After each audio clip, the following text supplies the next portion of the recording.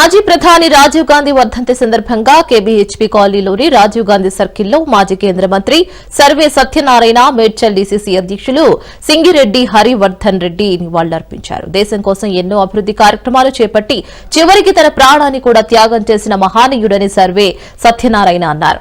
ప్రస్తుతం కేంద్ర ప్రభుత్వం ఆపరేషన్ సింధూర్ పేరుతో వందల మంది ఉగ్రవాదులను చంపామని చెప్తున్నారు.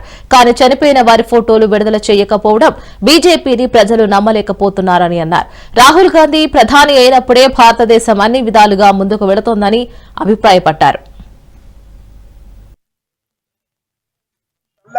మనం అందరం సుఖము శాంత భాగ్యంతో ఉండగలుగుతాం. కాబట్టి ఆ రోజు గురించి కేవలం మనమేనా, కాంగ్రెస్ కార్యకర్తలమేనా ప్రయత్నం చేసేది?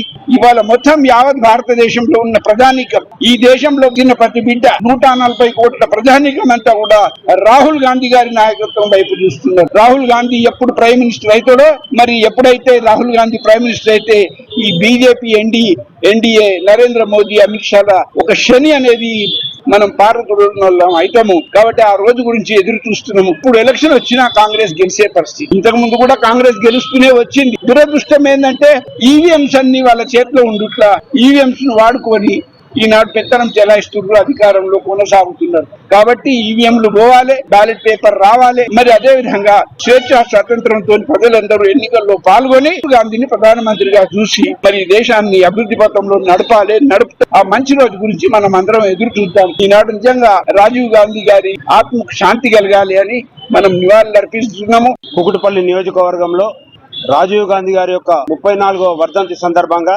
ఇక్కడికి విచ్చేసినటువంటి కేంద్ర మాజీ మంత్రివర్యులు సర్వే సత్యనారాయణ గారు, అదేవిధంగా సత్యం శ్రీరంగం గారు, ఏ బ్లాక్ బి బ్లాక్ అధ్యక్షులు, సీనియర్ నాయకులు, డివిజన్ అధ్యక్షులు, మహిళా సోదరిమణులు, మా యొక్క ఇన్ఛార్జ్ గారు ఈరోజు బండి రమేష్ గారు లేకపోయినా మరి ఈ రోజు కార్యక్రమం నిర్వహిస్తూ ఆయనకు అనుకోని కార్యక్రమాలు ఉండడం వల్ల రాలేకపోయారు. ఈ సందర్భాన్ని పురస్కరించుకొని ఈ రోజు ఐటీ గాని ఈ రోజు ఎలక్ట్రానిక్స్ ఉన్నదంటే దానికి కారణం ఆనాడు రాజీవ్ గాంధీ గారు చేసినటువంటి కార్యక్రమాలే. ఈనాడు ఎంతో మంది గొప్పలు చెప్పుకుంటారు, టెక్నాలజీని మేము తీసుకొచ్చినాం, ఐటీని మేము తీసుకొచ్చినాం, ఎలక్ట్రానిక్స్ ని మేము తీసుకొచ్చినాం అని చెప్తారు. కానీ ఆనాడే 35-40 సంవత్సరాల క్రితమే రాజీవ్ గాంధీ గారు ఈ స్థాయిలో టెక్నాలజీ భారతదేశంలో డెవలప్ కావడానికి కారణం